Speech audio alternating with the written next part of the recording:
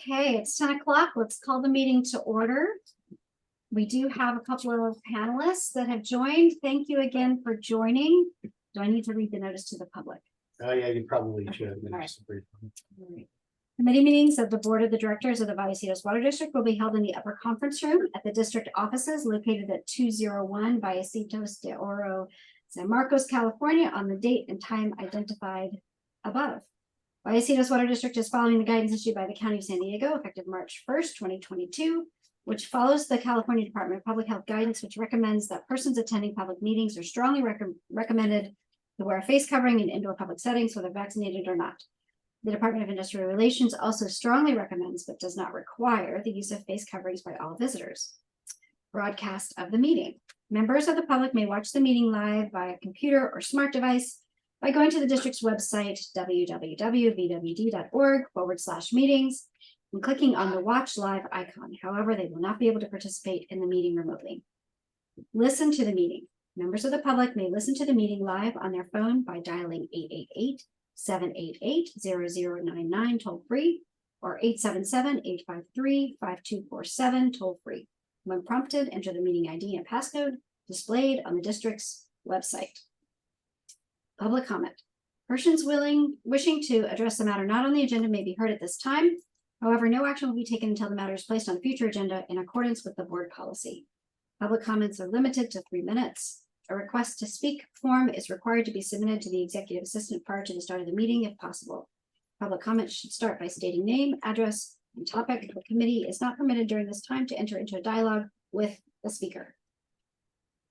Okay, items for discussion. We are joined by two folks from Palomar College to discuss the Rising Scholars Internship Program. Before we do that, I would like to just go around the room and introduce everyone and say a little bit about people's different roles so that we can all get some context and level set. So I'm Tiffany Boyd Hodgson. I am the chair of the P3 committee. I'm Eric Rosette, board member, also on the P3 committee. James Gumpel, I'm the assistant general manager. Denise Aviles, I'm the HR and risk manager. Anthony Flores, Senior Executive Assistant. I'm Chris Robbins, the Public Information / Conservation Supervisor, and I think I've worked with Jason kind of through Jacob Sheba at Palomar for the internship program that we have there. So that's why your name looks familiar, and maybe mine does too.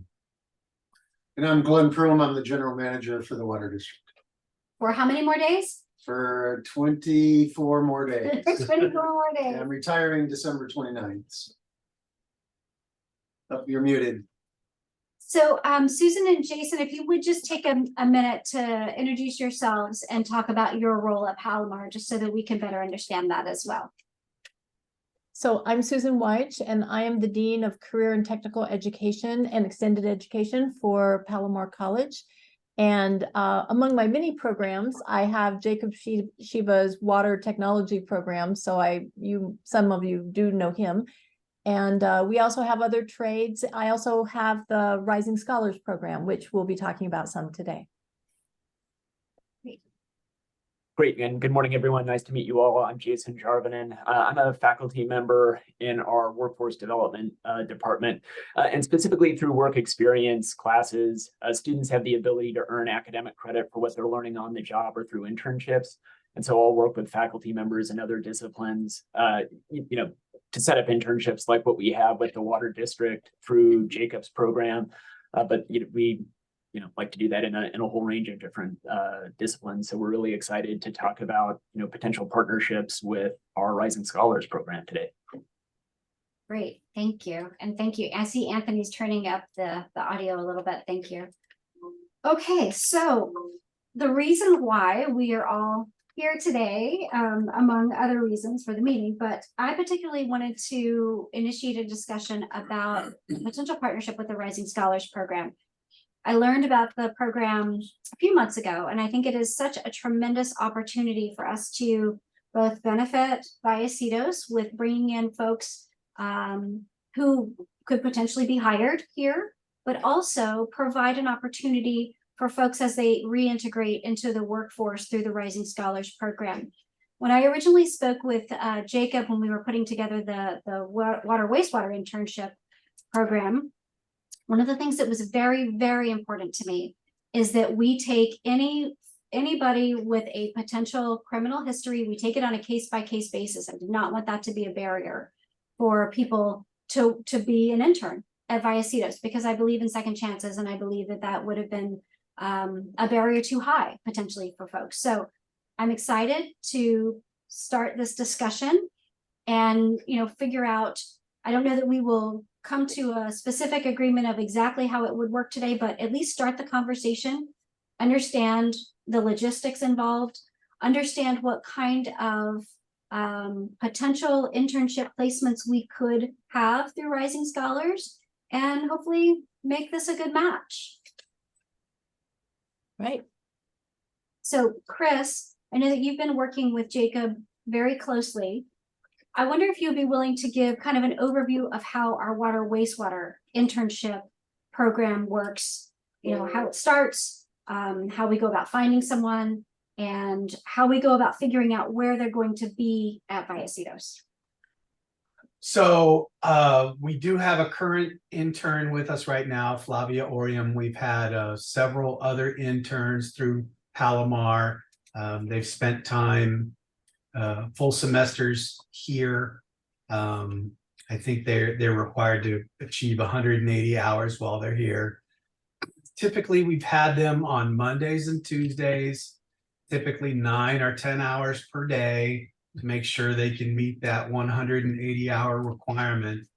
And I work with the various department heads to have them basically spend 2 days with each department, be that water operations or wastewater collection or our Meadowlark water recycling facility. They also spend time in office tasks such as engineering and the different departments there, like development services or CIP, as well as customer service and finance and accounting, and with me as well. So a lot of it is just trying to coordinate times and schedules, making sure that they get a chance to really look at each individual department, spend some time there. I really encourage them, and I've been very pleased with all 4 of them that have been here, that they really spend time doing hands-on thing as much as they're capable, as much as they're allowed to. There's a lot of dangerous equipment that we work with, a lot of dangerous situations, but we give them full personal protective equipment and really try and give them a chance to get their hands on. Every student we've had has been on time and courteous with staff. There's always been positive reactions from them. One of our most recent interns just got picked up by San Elijo Joint Powers Authority. I was super excited to hear him getting hired permanent full-time. At one of the recent supervisors meetings, Flavia Orium, who's our current intern,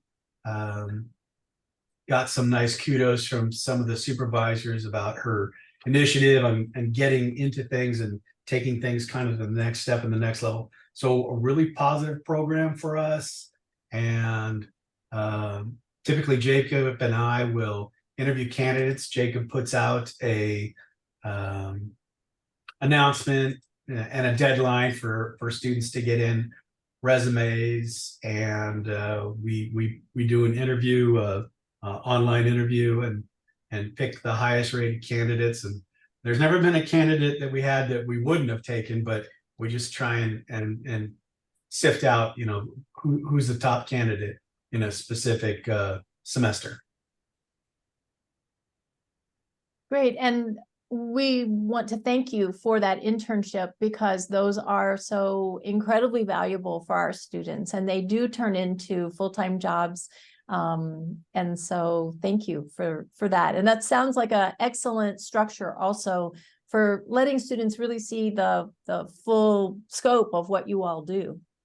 The interesting thing too is I think some of the candidates may have had a leaning of what they wanted to do. They may have wanted to really pursue water operations, but sometimes they come out afterward and I talk to them, and You know, maybe there was something that they didn't think about. I think pumps and motors, which is a department, a mechanical electrical department.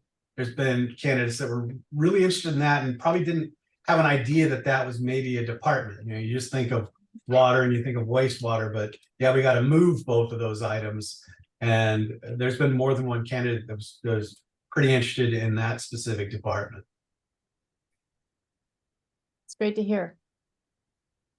It really sounds like an ideal experience for students, you know, where they're exposed to a lot of different aspects of the operations and then are really able to take what they've applied in the classroom and see it in action.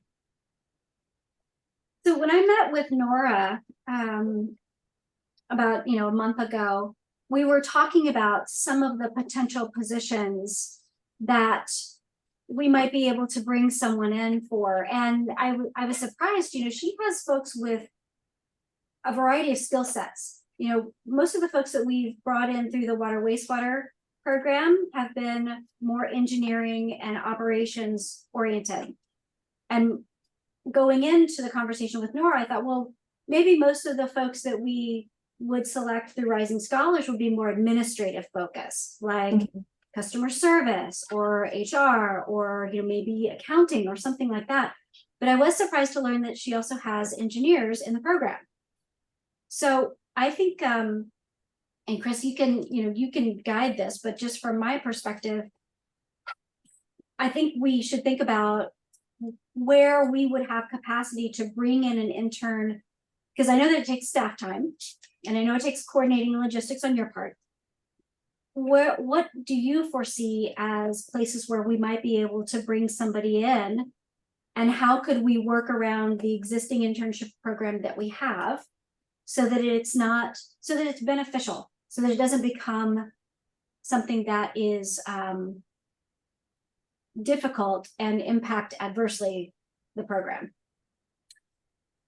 Well, I think there's definitely some opportunities for specific tasks and specific, and I'm guessing more in office related assignments.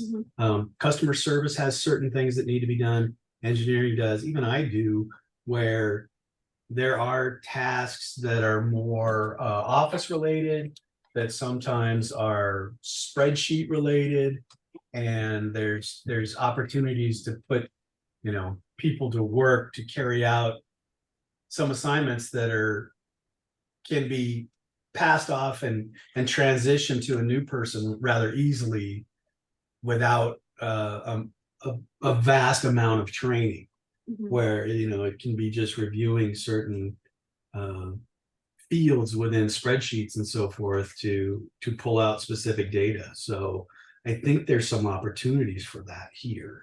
Whether that's enough to be like a permanent full-time assignment, I'm not too sure. And sometimes it's really having to look for what it is that can be done. So I guess it would vary and it would depend. James, you got something you want to add? Yeah, I think there's opportunity if you have somebody that is a specific task, whether they want to be work in engineering or inspections, or work in accounting, or even in public information. If they want to learn there and they have a fairly consistent schedule where they're back on a regular schedule that's known, working for that department and that department head, then they could also be trained in the various works and be exposed to some other thing, but really working for the department, they can actually provide benefit to the district and also learn not only the task, but also kind of what goes into in the water world, being an accountant or being an engineer. So if there are, applicants that have that type of need, they want to become an engineer, they want to become an accountant, they want to work in public information, then there may be a need, working with individual supervisors of that. But then it's more of they're here 2 or 3 days a week for X amount of hours each day. And, they're actually working on assignments, goals, and tasks, and also being trained at the same time. I think it's a lot easier if it's more project based, because then you can find those projects that will fit them and their skill set in order to get them acclimated into the positions they want to do for the future. I mean, I would want the candidates out and see really where their skills are and what that looks like, so it would matter where we would place them. Historically, engineering had an intern pre-recession, so a long time ago. And that intern would work, about 10 to 15 hours a week. And then during summer breaks and winter breaks, they work 25 to 30 hours a week during those times. And that's what we carried on for about 3-4 years, right when I first started here back in 2005. So. Yeah, if I can maybe ask a question of the Palomar team, how do you envision the Rising Scholars program integrating with the current internship program?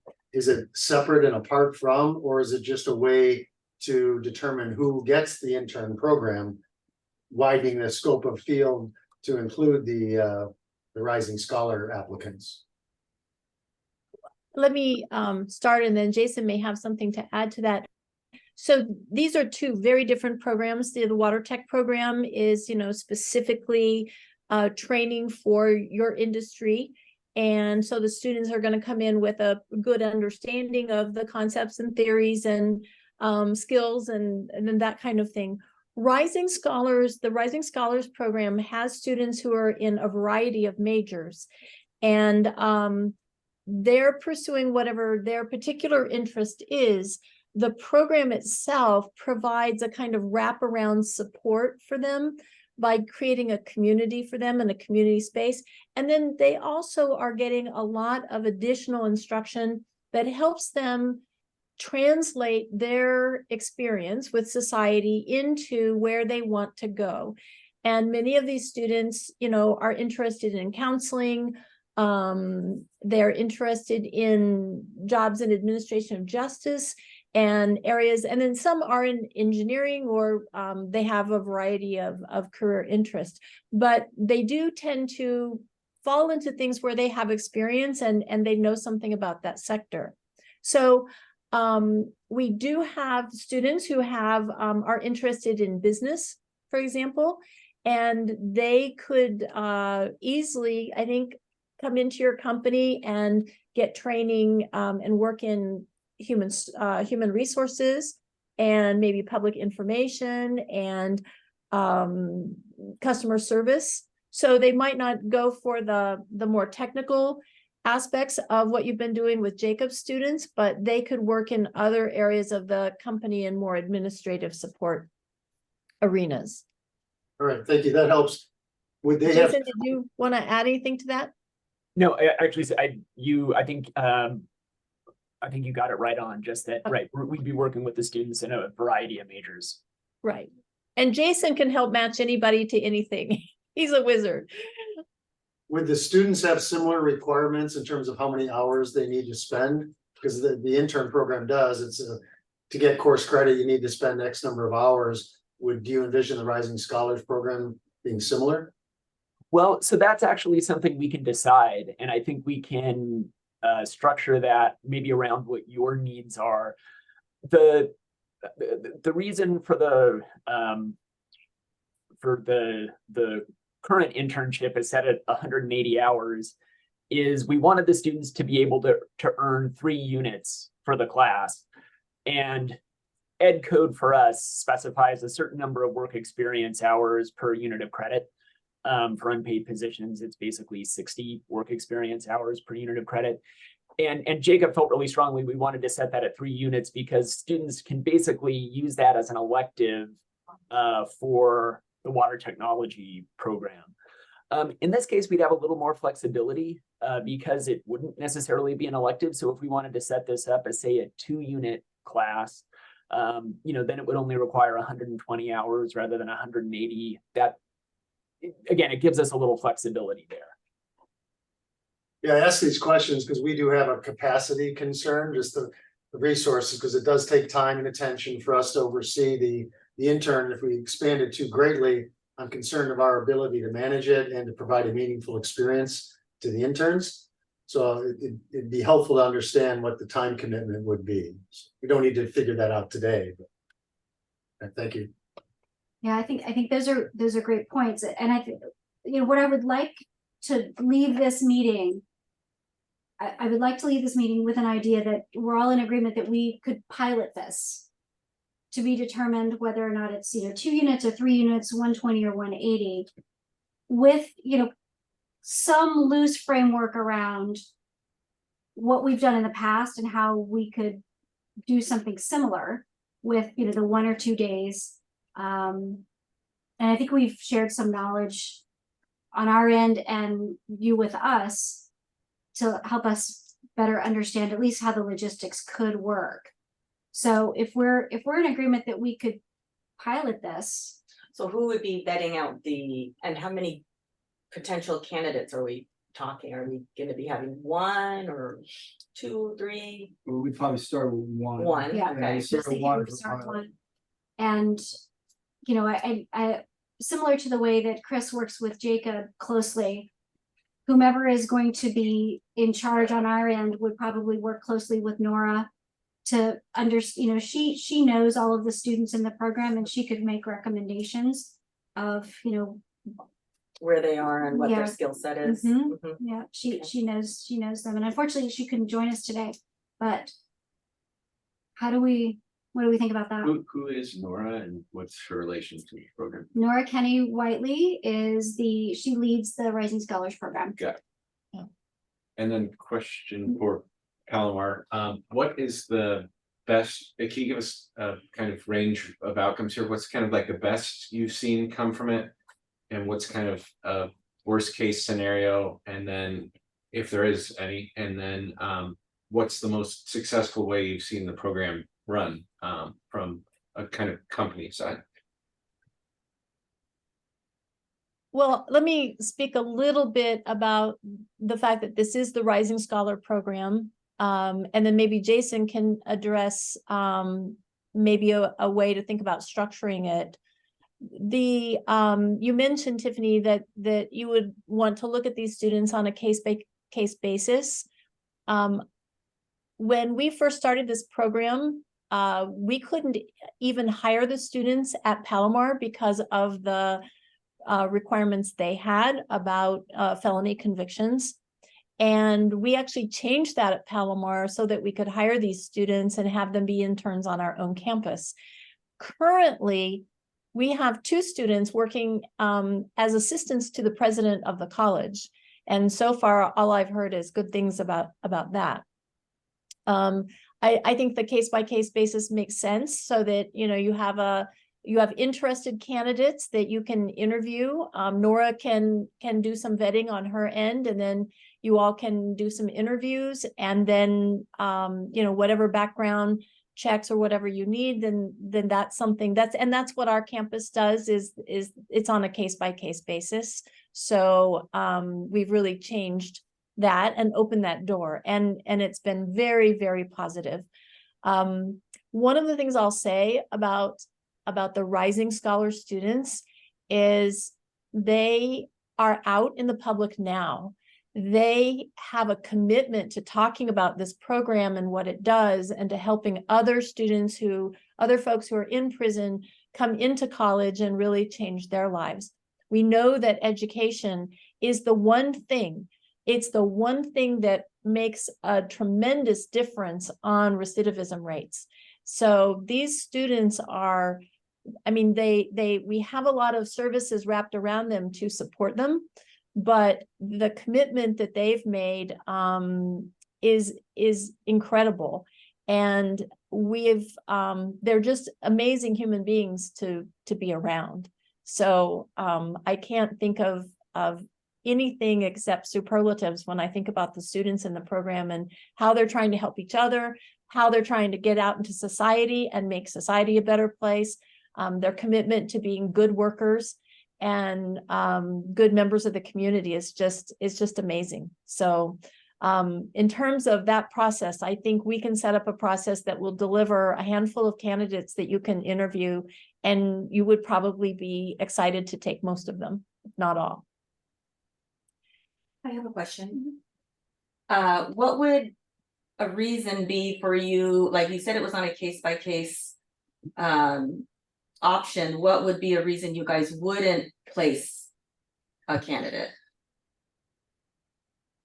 I haven't been on the HR side, so I don't know how that comes up. There may be certain types of jobs you wouldn't want to put someone in because of their past history. Correct, So yeah. there might be something like that. I'm just not sure. And Nora is the one who could really answer that, because Nora championed the change of policy at Palomar College and got the buy-in of the vice president of HR. And then they changed the policy, and now our students are working all over campus. And as I said, in some very high profile positions, like in the president's office. Okay, thank you.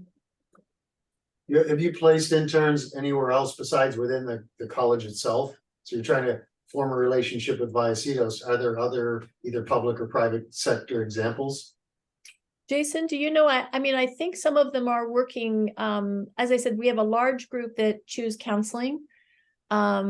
And so I do think that they are working with agencies around us in this area. Yeah, and I've worked with a few of the students, and they've been in positions as diverse as sort of like welding and machining to things like counseling and more administratively focused positions. Yeah. And some of these students too, they're not just looking to do their 2 years and get a job.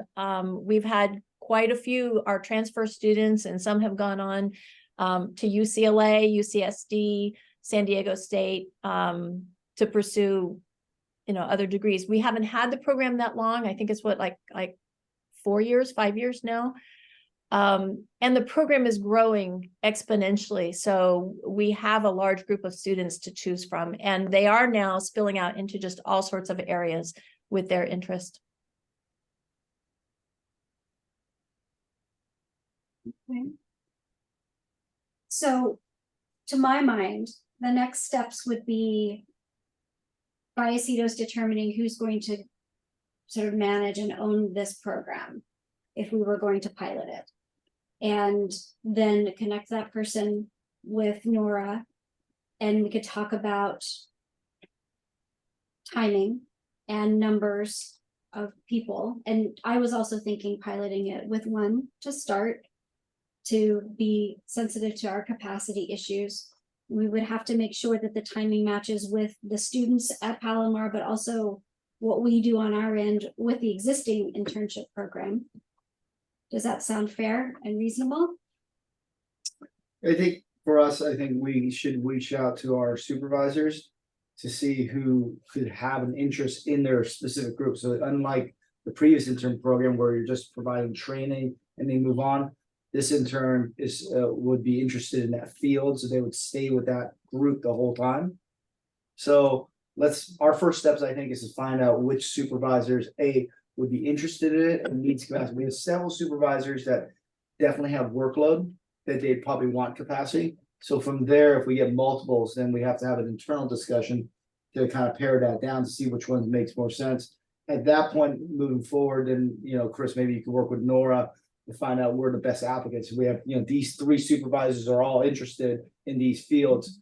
Does it match up? And from there, we can have another meeting and make a decision.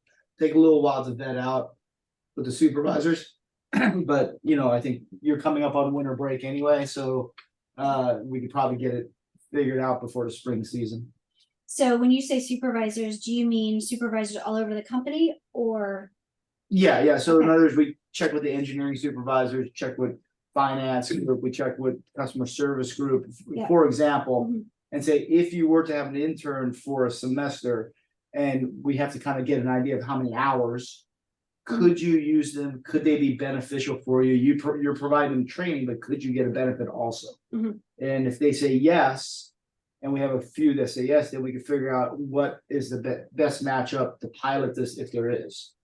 So I don't know if there will be, but I mean, that's the first place to start, because if a supervisor says, I have no capacity, I don't want to give them somebody, and then that's just setting that program up to fail. So I want to make sure there's a supervisor who's receptive to it. Mhm. And we're talking, this person would just be with that supervisor, that area. They're not like the other internship where they're bumping around every little bit. Yeah, we'd have to figure that out because the current intern program is about getting a broad-based experience, but it's very shallow, right? They may spend only a couple days maybe a week with any particular group. This program sounds like it may be very different, where you're not getting a broad exposure. You may only be in one department, one division, but you may become a very integral part of that group for the time that you're there.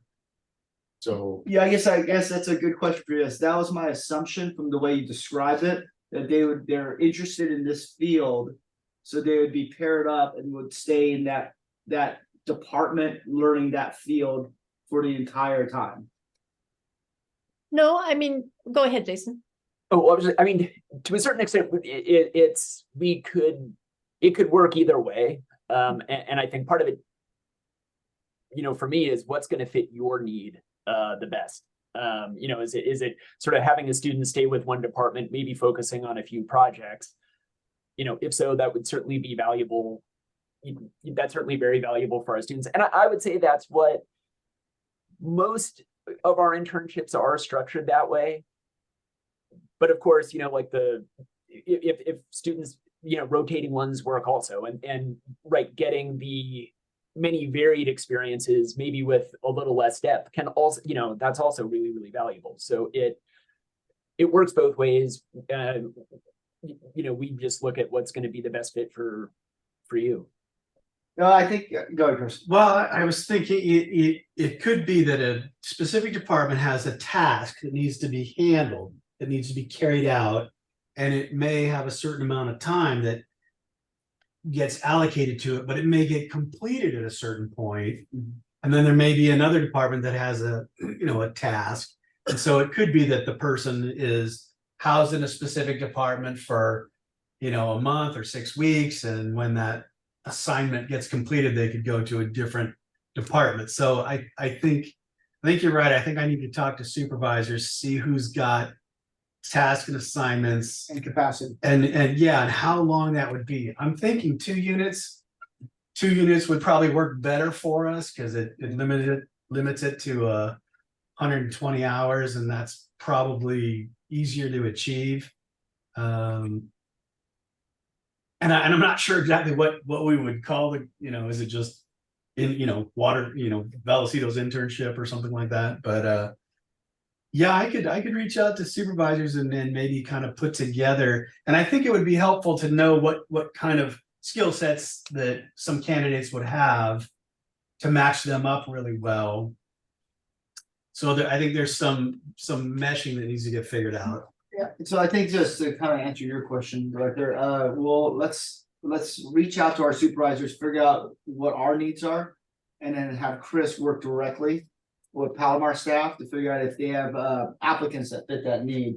Assuming both are yeses, they will come back to the P3 with kind of a program idea, and then hopefully move forward from there.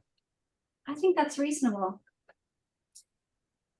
yeah, I don't know what involvement you may want the full board to have. I don't know that we ever took the initial intern program to the board. I don't think so. And if we did, it could be just for an informational item. I'd like the board to be aware of it. And whether we're looking for approval or just information for them, we can plan on that. But I like what we've talked about in terms of how to move the program forward, though. Yeah, just to be frank, with our current program, we don't get a lot of direct benefit, right? They're only in any particular work group for a short period of time. By the time they're kind of taught what that group does, they're on to the next group. So it feels, and we're happy to provide that kind of benefit to the student, but I don't know that I'm interested in expanding it too much. So from my perspective, I'd rather have it be somebody that spends more time in a particular group, helps us complete a task, and then moves on. One example may be we have a lot of meters that need to be replaced. Maybe they get on our meter crew for 3-4 weeks and they're just replacing meters. And that's all they're doing. But when they're done, then we got to find the next spot for them to land. I think that's good feedback. I think that's an interesting perspective and good feedback too, and can help us, guide this program. And the benefit of having a brand new thing is that it can be flexible and we can design it. But there are also a lot of choices, and sometimes the choices can be overwhelming without some kind of guidance and direction. So I think that's good feedback. I think just to give you an idea about a model that I was talking about with NCTD, the North County Transit District, is they're going to be hiring across the board in all areas, and they wanted interns that they were thinking of rotating through, like they were going to start them in customer service and then move them to maybe public information, HR, to give them, because they felt that would give them an overview of the company and what it does.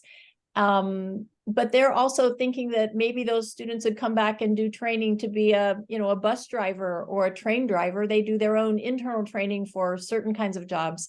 So they're really just getting students understanding the full scope of the company.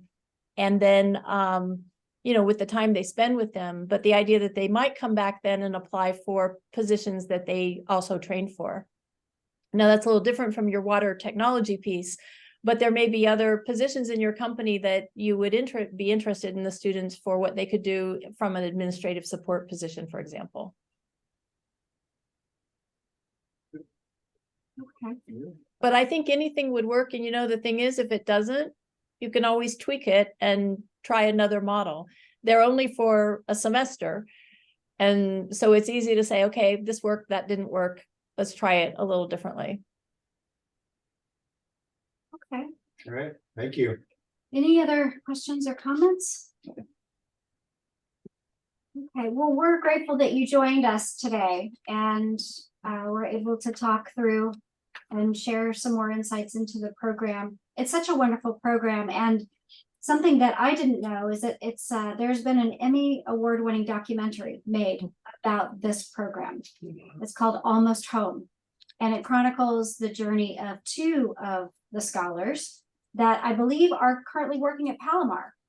I think one of them is now the president's assistant.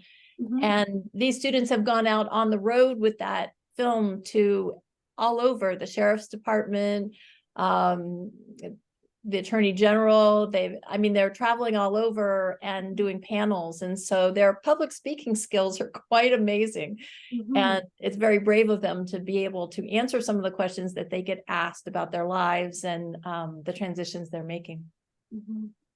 Well, thank you. Thank you for the work you're doing, and thanks for joining us today. I think we will move to the next discussion, so you're free to drop off. All right. Nice meeting you all. Thank you so much. Thank you very much. Okay, that was a good discussion. Okay, and James and Chris, you've got the action items that you'll take a look Yeah, at. I think so. Okay, So- great. Okay, awesome. Okay, VWD scholarship discussion. That's the next item. I'm not sure what. I don't think I put it on there. Okay, Did I put it on there?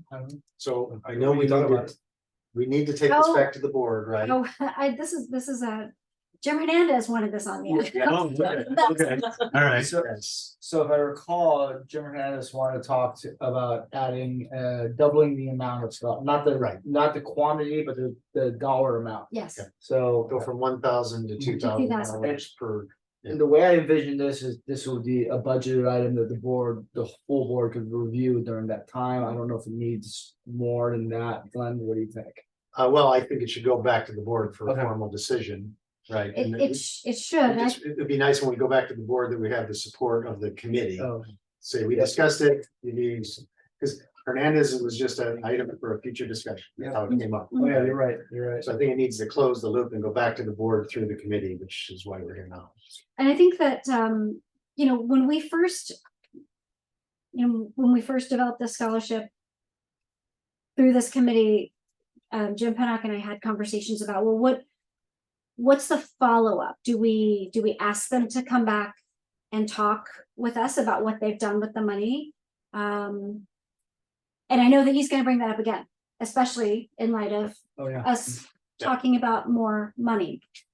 And I don't think that's a bad idea to have some kind of follow-up to say, how did it benefit you? They don't have to share receipts necessarily, but what they spent the money on, which I think was a suggestion that was put forward when we first started talking about it. But some kind of follow-up and expression of what they have done in their scholarship. And I don't know exactly what that looks like, but I'm throwing it out there that I know it's going to be brought up. Yeah. with the full board. We had raised that before, and then there were questions about what if the person doesn't come back and share, or do you withhold the Mhm. money? And it was decided not to at that time. We're gonna give them the money and hope that they do the right thing, Mhm. whatever that is, and then. But we didn't levy any conditions. I don't even think we levied a request on there when we gave them the check. We didn't Yeah, say. right "Invite now you to come back." there's no, it's no strings attached. Yeah. Here's your money. Yeah. You told us you were going to major in X with a minor in X, and then one of them was water or the environment. We don't follow up. We don't check to see that Yeah. they did it. Yep. I think It's all coming back to me now. the only string that was attached is if a particular scholarship recipient applied to have another scholarship the subsequent year. We may not choose that person if they didn't do the right thing with the first scholarship, Mhm. right? They decided to go into fashion merchandising instead of water. We may say, well, that's probably not where we want to invest another $1,000 or $2,000. Yeah. At a minimum, we could send out some type of correspondence saying, hey, we know you got the scholarship last time around.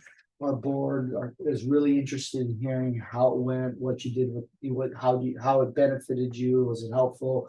Please send us an email, send us writing, so we can share it with our board. Mhm. At minimum, because I don't think, you're welcome to come to a meeting also, we can kind of leave that open.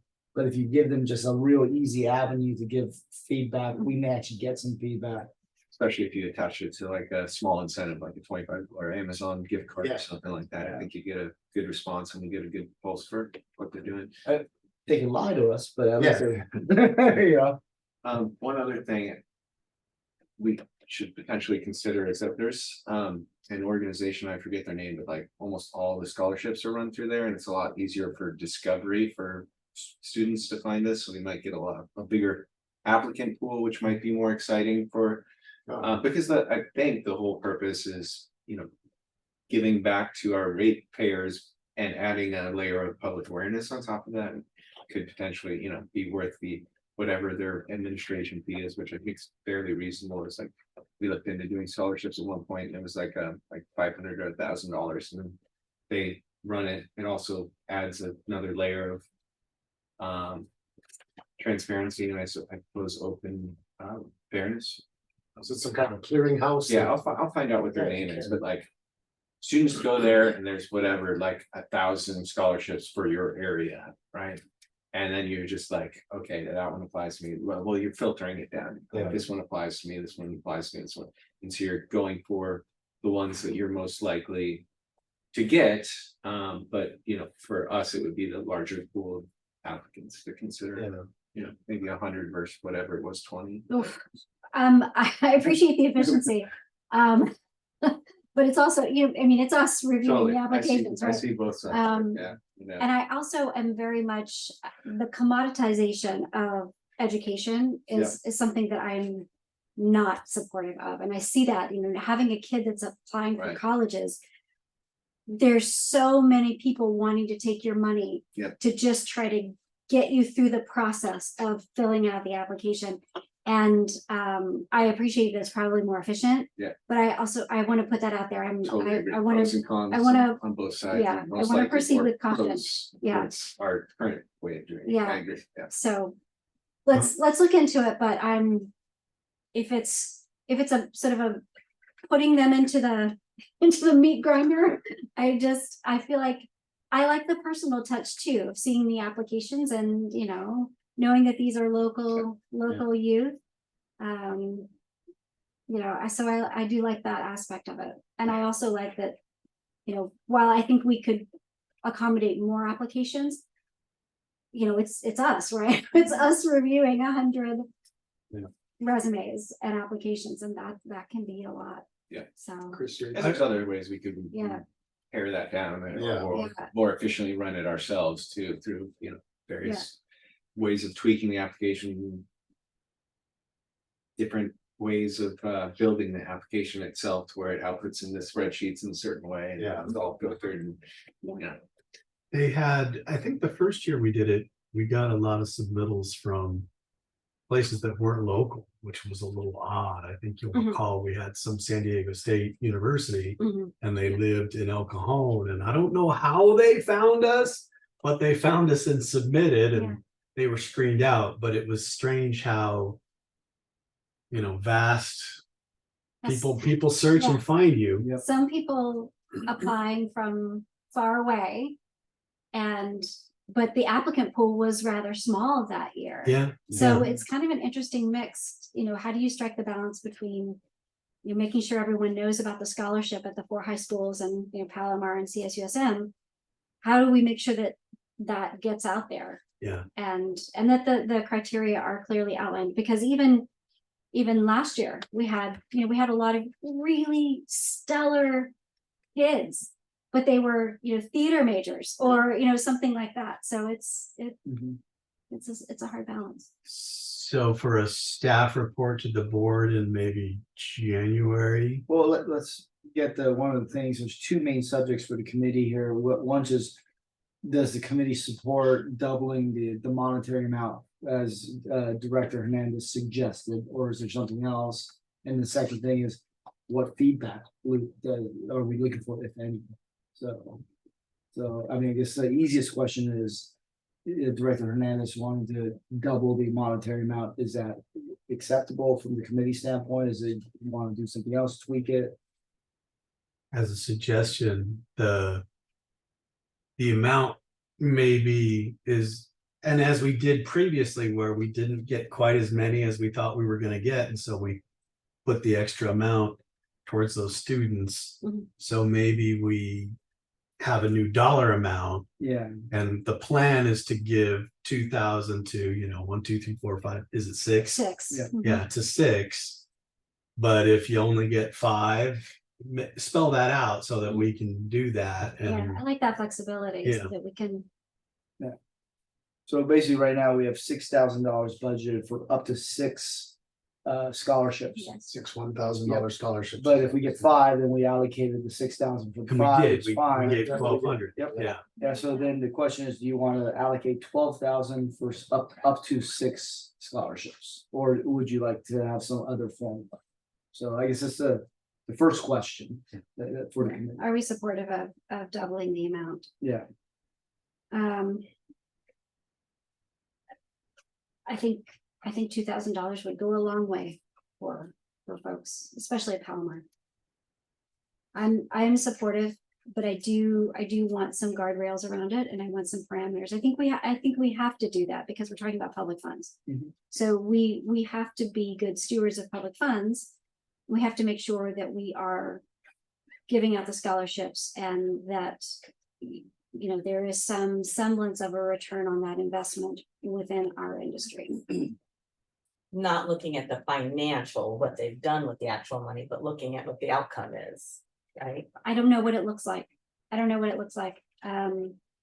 I think if you go into it wanting to see what they've done with the 1,000 or the 2,000, you're maybe setting yourself up to be disappointed, because people may not be using that to turn around to go back to spend on their education. They may be using it for other things. They So- might use it for food. Right, we don't know. Let's be real. Right. They could be For using rent. it. So I think we should For focus food, on and not that- the and- money, yeah. we should focus on the feedback on what they got out of the program. Because if we find out about the money, it may not be. And I think we've been very, very lenient on, like we awarded one scholarship to someone who was a human development major, but a minor in environmental. Mhm. I don't think we can do that with this kind of investment. We have to have criteria that are, still reasonable and give us some flexibility, but, no, I was saying, so what I understand that you're saying is, you're supportive of going 2,000, but you want to make the criteria a little bit more stringent. Mhm. To ensure that they're directly related to the water or Mhm. wastewater field. Mhm. So in other words, something that is their minor environmental is not, but if they're majoring in environmental, absolutely. Mhm. If they're majoring in water resources, absolutely, or engineering, or even finance or accounting could be yes. Mhm. So, if it's finance or accounting, they have to demonstrate that they're interested in working in the Yeah. water sector. mhm. Right, so, or human resources, they have to be interested in the water sector. And have to have some kind of So the way to param- demonstrate. the parameters to be put into the application process. Basically, it says it has to meet these statutes. I get the spirit of why we did 6 and the trying to get one to everyone, but I think I'm more personally interested in upping the amount, but not changing how much we have dedicated to it, so therefore reducing it to 2 or 3 award recipients, making it a little bit more competitive, but more incentivized to do that. And also, if we were to start allocating more money towards, these sort of programs, I think getting the intern that's working for us paid is kind of where I think a more justifiable public funds uses, because that person hopefully should be working for us afterwards if we're working our angles right and aligning, and we're still finding our way in all of this, but that's kind of what I think would be a good path forward here. So we originally decided not to pay the intern because they were satisfying the requirement, the college class requirement. So Yeah. in our mind, we could say, well, we don't have to pay them because Right. they're getting college credit. But I hear what you're saying. And our last few interns have been ones that got scholarships. So Flavia got a scholarship. Yeah. And Evan Fox got a scholarship. And I even think Ben Crane got a scholarship himself. He did. But we treat them separate. Yeah, programs. it's a separate thing, but that's Yeah. the way that's. But they're definitely demonstrating an interest in the water world because Yes. they're in the program. So, Yeah, but that also distinctly limits you to a pool of people that have, that advantage that they can set aside that time to do it for free. So, Yeah. And also potentially, hopefully, in the future, we can work with SD EDC to maybe cover that fund Yeah. too. As I mentioned, they pay for the internships for you, Mhm. so that could be good. Yeah, I like the idea of paying our interns. I think people should work for money. I mean, I think I do like that. But regarding this scholarship, I think that we have applications from Palomar pretty regularly. I would like to keep it broad because I think that there is more outreach that could be done to, for example, Foothills Twin Oaks High School. I gave them, I stopped in and gave them a personal invitation last time. And they submitted an application. The person was majoring in something else that was not water. But I would like to keep it broad to the 6, to try to pull in folks from high tech. We haven't had any from high tech, Twin Oaks, Foothills, and increase information and awareness at Mission and San Marcos, which we can, I sent you an email, so we can talk offline about that, but I would like to keep it broad for now, rather than 2 or 3 with a higher amount, because I think that those will all go to Palomar students. And right now, because that's where we get the most applications from.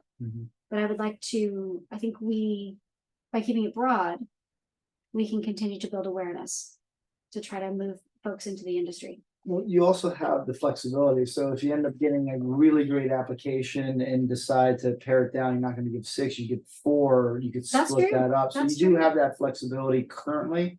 And we could change the language that says minimum, if it's 2,000, that the committee and the board support. This is the minimum, could be more or something to that effect. I think that's a great point. I think that's great. That works. And then based on the application pool, when reviewed, there may be some negotiation, but at the end of the day, the committee will bring forth to the board what they recommend. But the board would establish the total all-in amount. That's all, yeah. District, right? $12,000, and Yeah. then process figures out how many. If it is, I haven't heard 12 yet, but if it is 12. I mean, theoretically, you can get 8 candidates and divvy it up however the board chooses. Because you may get 2 from a place, and it's real tough to cut one of them out just because we imply that there's just one from each high school or whatever. Yeah, but we have, that was the initiation. That was the initial idea, but we've actually not awarded one to each place since we've brought it about. Yeah. So And in different years, it may or may not happen, but it gives you that flexibility Yeah. to do either or. I like the flexibility, and I think if we can agree that $12,000 to spend on some permutation and combination of scholarships, that's what you want, that's what we take out of this meeting. Yeah, so it sounds like it's gonna be a little bit different than maybe what Hernandez was expecting. He's probably expecting it to come back, just say we're simply doubling it from 1,000 to 2,000. Now we're talking about changing things a little bit, and that's okay. So what, maybe just leave it to staff. We'll come up with a revised program recommendation. Maybe bring it back here one last time to make sure you're okay with it, and then go to the board. Or do you think it doesn't need to come back here? My only thought is that the timeline to get it out is coming up. Okay, so. So as soon as we get through the holiday break, it's about when we start pushing it. Yeah, And okay, if we go to a committee and then to the board, it can, yeah. all of a sudden 2-3 So the months. earliest we can get to the board is January 17th, probably. Well, and then here's the question I have though, but for this fiscal year, we're already set in, so this, in my mind, is really scheduling for next fiscal year, so it's the next sessions. So we are, in other words, we're going out with $6,000 already, because that's what we budgeted, unless the board wants to reallocate funds. So, and which I haven't heard that yet, but so my initial thought was this would be for next fiscal year, the next round. Well, and what I'm thinking truly is that the payment, I think by the time we get done, I think it's the end of April where we get the applications and the committee looks at the applications. Payments next fiscal year. Pretty much, Okay, so that's what I didn't- that's my Okay. point So is that, then it's appropriate. yeah, there's a process and sequencing. And so if the committee and the board want to move forward with 12,000, we can get that on there, and by the time we pay them, it would be in the next fiscal Then year. Glenn's point's valid. Our next board meeting that we could bring this forward to would probably be January 17th. Yeah, Which still would be fine, because it's Yeah. before we the applications Yeah. go out. yeah, I And- probably want to get them. It would still give you time to stop by the committee one Yep. last time too, Yeah, the first committee meeting in January. Oh, yeah, I could do which that. would probably be January. Well, we might have to move it a week Well, January yeah, 8th. because of the holiday. Yeah, because of so the holiday. 8th, Yeah, it'd be the 8th. and then the 17th for the board, Yeah, okay. so. That Okay, makes, so if we agree that we want to boost it to 12,000, are you in agreement with that?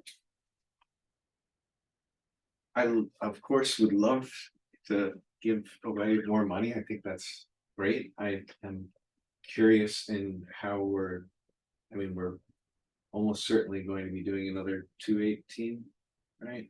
Probably in the. 2025. Yeah.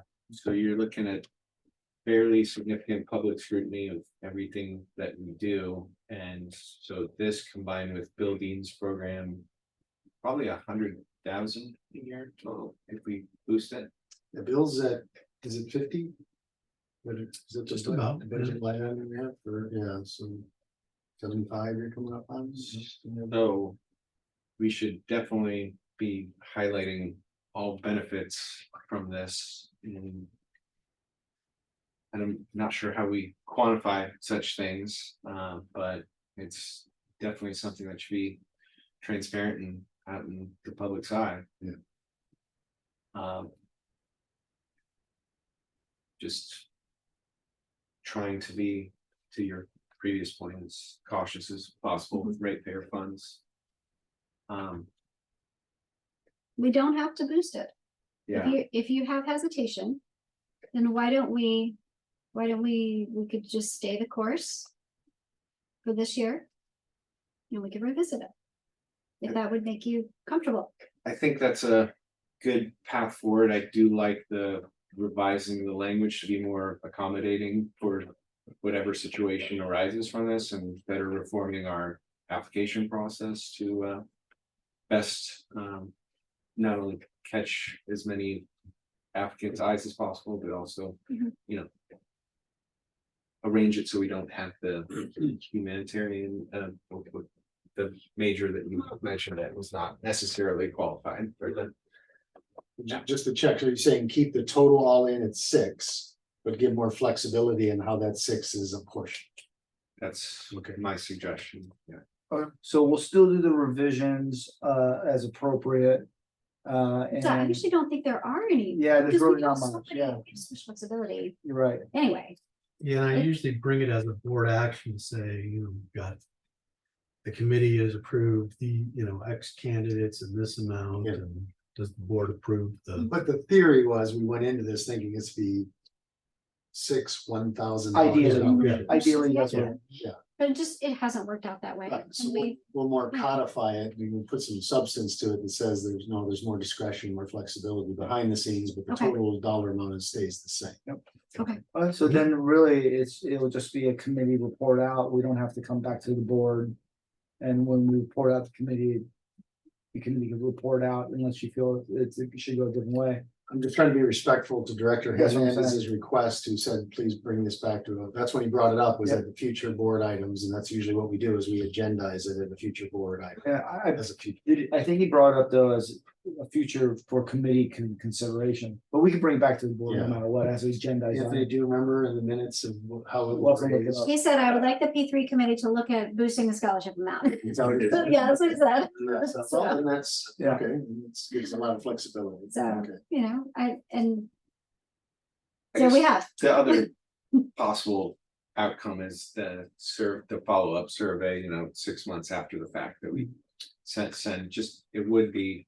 They don't need to come in front of the board, but it would be nice to get some quotes from people that Yeah. would be usable for I public relations. I think that's good. I think we should reach out and we may get nobody, we may get nobody, but we should at least make the effort and reach out, say, please give us some Yeah, feedback. they will all be invited to come, but at a minimum, we will ask that they submit something that indicates how they use That the we can money, share. or how they benefited from the program. Mhm. Yeah, I do like that. I think that, the missing element that we did not. We talked a little bit about, but we didn't agree on when this scholarship's first inception was. How do we follow up and how do we sort of close the loop? And so I do like the idea of closing it in a way that provides us with an outcome that is justifiable. And in the form of quotes is excellent. That's a great idea. And then your office can use that and you can make sure that we are promoting it as a community benefit, but also a water industry benefit. Sure. Okay, great. Okay, thank you. Okay, conservation public information staffing update. That's you, Chris. Yeah, so Alicia will be out through the end of December, but she may come back in January, so that's just the crux of my update. So I'm crossing my fingers and hoping she's better. Okay. Okay, We and, are looking at alternative ways to continue to develop videos in her absence. okay, If she I doesn't come back, yeah. guess a better way to put it also is, because Chris is shorthanded, all these priority items are still our priority, but we're working through them, so. The committee just be patient with us as we go through that because of the short staffing. understood. Okay, internship update. I think that's also Chris. Yeah, not a whole heck of a lot, except for Flavia's here. She's winding down. She's by the time she's done, she will have more than 180 hours, which is good. And Logan Crawford is the next intern coming on in the Logan springtime. Crawford. Yeah. All right. Chris, do we do anything to prepare a letter of recommendation for their usage, or do we just wait for them to ask for something? I do. I give them all one. Okay. Yeah. We talked about it before. I didn't know Yeah, how that went. I give them a letter of recommendation, just keep it on file. I think I shared the nice note from Evan Fox. Yeah. He got hired permanent full-time, which is Yeah, that's awesome. dynamite. That's what you want to. Those are the stories you want to be able to Yeah, tell. yeah, Mhm. yeah. Have any of them applied for jobs here? I don't know. I don't think they have. Yeah, Yeah. that one I don't know. Lot I know of it's a jobs timing going out. thing too. Yeah. Yeah, They just and the don't job need Just it. didn't have one Right. available. Yeah. Yeah. Well, and we do screening without names, so. Yeah. We do blind screening, Right, so so that just All redacted. rules out anyone who's not qualified, yeah. Yeah. we wouldn't know until the end anyway, honestly. It would be nice if we could find a way to reach out to our former interns and let them know what jobs are available. I do that. You do So that, just okay. just be aware that I do that here all the Okay. time. Great. Just a nudge them. Yes. Here's our yes. website, this is what's Yes. coming up, yeah. And in fact, I think Ben Crane, I think he lives up in, I think like Laguna Niguel or something like that. I think he got picked up there. I'll follow up with him and see if he answers. But he's got a Gmail, and you know how often people check Yeah. those, right? So Well, even if they work for somebody else, we get partial credit. Yeah. It'd be nice if they end Yeah. up here, but if they end up somewhere yeah, else. In the but I think industry, he that's lived fair. somewhere else anyway. He was kind of commuting here to Palomar. So. Yeah. Okay, permanent special agriculture water rate update. So I gave an update last time about me having to follow up and make sure customers are on the specific list that they need to be on. And there's nothing really to update you on that. But the water authority, every year will pick out, I think, 2 districts that have ag rates and say, we want to do our inspection. So the last time we did it, I think was 2017, and it has come around again. So I've got to get 3 customers, and I got to bring water authority staff up to actually review and visit, do it like a site visit. It's to like an show. audit. Yeah, a little bit, Okay. but it's to a certain extent fun. But at the same time, you got to have the relationship and the right Exactly. relationship. I'm going to try Hopko, which is the mushroom farm that's kind of back up in the Twin Oaks Valley. Bonsall Farms, which if you live in the area and you've ever driven up Vista Village and you keep going north, you're going from the 78 to the 76. Mhm. It's that farm stand that's on the right side. Okay, It's David Kawano. I'm gonna see if he'll do it. And then I gotta find one more and talk them into But it. we get the choice of the federal Yeah, consequences. yeah. We get the choice, and really I want to show what I want to show the water authority is big stuff. And Bonsall Farms is big, Yep. the mushroom farm It's big. is big, and then I just gotta find an avocado grove. And some customers are back up in the hills, and you don't want to go on the property, but it's yeah. But just gotta find the right one. Just wanted you to be aware of it. It's just one of the things with the ag water, and I got to get the water authority up there probably before the end of February. okay. So And do you ever have trouble finding the customers to agree to it? I've only had to do it once because it just comes around. And so I used David Kawano previously. He's great. Okay. And now I got to track down, like, how did I get a hold of him? What's his Mhm. actual phone number? Okay. Because usually you're trying to call in and there's reception trying to stop you from getting through. Yeah, And it shouldn't be too hard with the mushroom farm. They were an entity that was on a commercial rate, and I was able to get them the ag rate. okay. So they should be good. And then I'll just have to find one more. If you guys haven't seen that mushroom operation, you should work with Chris to get a tour. It's a pretty Yeah. cool I operation. like that. No, I've not seen it. Sounds like a job. Yeah, not those. Chris, engineering's been going through land acquisition and easement acquisition for going through the strawberry fields for Boswell Farm, so they Yeah. have all the contacts if you need them. Would that make it more likely or less Yeah. likely? Right? I don't know. At the end of it, well, if he changed his mind 4 times. Yeah, I was gonna sell it yeah. at some point. Well, no, it's just because we go through the middle of their strawberry fields right now, and they hit it with their tractors. And every time they do, we have to go repair. They pay for the repairs. So we said, hey, why don't we get it out and put it over here on the side? You'll get more. You'll go farmland.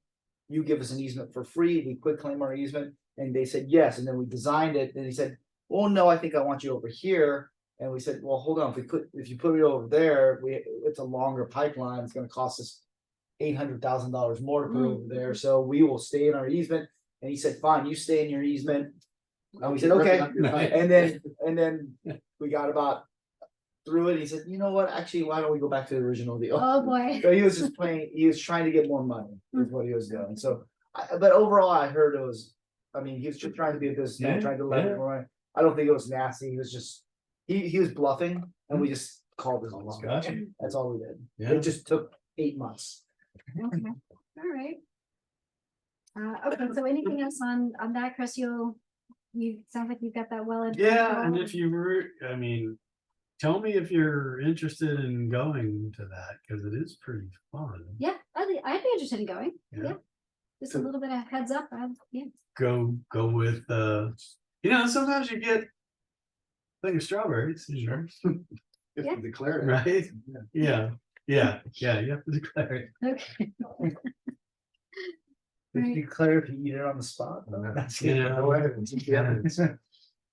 Okay, San Marcos Unified School District Water Leadership Program. Yes, this is Bill's program, building program, so they confirmed that they've got the two schools, La Mirada Academy and San Marcos Elementary, so that's good. So the reason I stuck it on here too is I'm just getting an actual contract with Okay. Bill, so. And they are working out the details. Bill is meeting with the teachers that are interested next week to work out all the, like, when are they gonna do it? What is Bill's involvement versus what is the teacher's role in there? So it's going along well. And then James will have to figure out, along with Chris, what to do for budgeting purposes for the following year. Mhm. So I know we have current contractual issues with Bill, but then we have to put in a budget amount for the following year. And as this program continues to grow, we don't necessarily want the dollars to grow. Because we'll call them the legacy schools, Bill doesn't keep getting paid for my wife to keep teaching the program at La Costa Meadows. That was a one-time deal. So we may end up with 10 schools, but the dollar amount may be the same every year because we're adding new schools every year. Okay. That's it. Okay, and Speakers Bureau. Speaking of Bureau, so I thought I would put this on here as coronavirus really punched Speakers Bureau pretty hard a few years back and lost kind of a little bit of steam behind it because we weren't doing anything like that. But I want to get it relaunched, Okay. and What is they it? Yeah. so Speakers Bureau, I'm sorry, is just our opportunity to go out and speak to community groups. Got it. And that can vary from local service agencies, like Rotary or Lions or whoever, to some of the mobile home parks will, want you to come out and speak. They feed like seniors in the mobile home parks. So, and it's also a chance for board members to attend if they want to come. Typically, they'll want a specific topic, and we have lots of topics that we can talk about. Drought was always big, when we're in drought, they want speakers, and when we're not in drought, it's like, yeah, we'll get somebody else. Desal was big when that was first coming out. So there's sometimes needs to be a story or an item that gets people interested, but was planning to put it in the new Between the Pipes that comes out in the winter time. Now it's James's new general manager, so he can come talk and so forth. So before COVID and really maybe even before that, when we were in the middle of the drought, the Speakers Bureau was our clearinghouse. So they'd come into speakers, a group would say, we want somebody to speak on this subject. And then I'm guessing, Chris, you were the clearinghouse, and we'd reach out to board members who are interested. Hey, this is in your area, or this, and then do you want to speak? Do you need staff to present something? So there's been a few times where I went out and spoke on DCEL, and there was either one board member or another board member would go with me, or sometimes the board member went by themselves. But it was kind of a clearinghouse on the subject matter, and then and providing any type of handouts and information. So it's how it kind of worked for a while, but then pretty much died during COVID. yeah, sort of. And I would typically reach out to board president and let them know. And also, if it was really specific to a board member's area, let that board member know. If it was Palomar Estates East or West or something like that, that's in a specific board area. Whereas a lot of times, if it's San Marcos Rotary, it's just sort of everybody, and I would just reach out to the president. So Yeah, and the Palomar Estates comes up because they always seem to ask for Speakers Bureau, because I went there twice. So. right. Okay. I think it's a great idea. I think it's a great community service, and it increases the awareness of what we do, puts faces with names, and I think it's a great community service. So I'm supportive. And I want to know so that I can come. Yeah. And I because I do get requests sometimes, particularly, we went to one of my sons and I went to a fun run over in Lake San Marcos, Turkey Trot. And I met the woman who is the head of the HOA there. And she said, we want to talk about water. We want to have you in. And so I said, great. So, as I get those requests, I can funnel them to you as well. Yeah, And then we can set something up. sure. So. And they do have specific issues they want to talk about. Sure. Yeah, and something like that where sometimes the board member would do, they're the main speaker, but they would ask, hey, can I have a staff member there in case they ask specific? Mhm. Or sometimes say, no, I don't need a staff member there. So it's kind of really up to the board member. Okay. Okay, well, I think that's a great service for the community and I'm definitely supportive. Okay, something that is not on the agenda, that I wanted to just raise, I have a question about. There was an article in the Union Tribune on Sunday, I believe, about cyber hacking into a couple of water agencies around the country. So I wanted to put that out there as something that our public might have questions about, so we should probably be prepared with some background on that information. I don't know, has the agenda has gone out for Wednesday? Yeah. Okay, but that's something that, came up, and I know that we are, we don't have a lot of crisis communications that typically go out, but just if we might want to be prepared with some background on. Yeah, I sent an email to the board members on that, but I don't remember if I copied you, but I didn't get it, this is the Pennsylvania yeah, I don't think I got it. water utility. Yeah, yeah, sent it out to my regular board distribution list, so. I got it. Yeah. Midweek last week? Yeah. I forget when it was exactly. I saw it when it happened and I was gonna reach out Yeah, to you you, said but you're it gonna seemed reach out. pretty isolated to them specifically. Yeah. It's But funny, because, sorry, yeah, then Matthias emailed me around the same time and you got emailed. Yeah. You sent it. Yeah, yeah. I didn't get it, Interesting. Yeah, I didn't get it. I wanted to do board photos on Wednesday. Did you get that No, email from me? no, I interesting. didn't get anything. no, because I would have booked a hair appointment. Had I- This would be the head of any board member that's interested. Yeah. No, I. So am I'm not- worried about your email getting to you, It's okay? subject line AWWA security advisory. And I can't see who Glenn blind. Yeah, it's a blind copy. Yeah, I get it. I'll check with Matthias to see if there's a problem with it going through. Okay. Yeah, because I don't enter your names individually. I have a group list that we use for everything. So. But yes, more cybersecurity awareness and preparedness is always a good thing. Mhm. Concur with that 100%. So photographer coming, lack of a hair appointment, are we not doing it on Wednesday? well, I need to get Denise and Jason, so I can just have them come for that. Cause I did take care of my sparkle. Yeah, I can manage. I can do my own hair for that. To get pictures. Yeah, we can. Yeah. We can keep it. Uh-huh. Chris, go ahead and keep it. Yeah, we can keep it. Okay, The okay. purpose is I'm just. just, because Is that No, what- I think it's like the individual Put on, portraits. to put on the. I need an website. individual portrait of Denise for the website and an individual portrait of Jason, but I would like to have a new board photo. Particularly it's the board transition. Board transition is next week or this This week. week.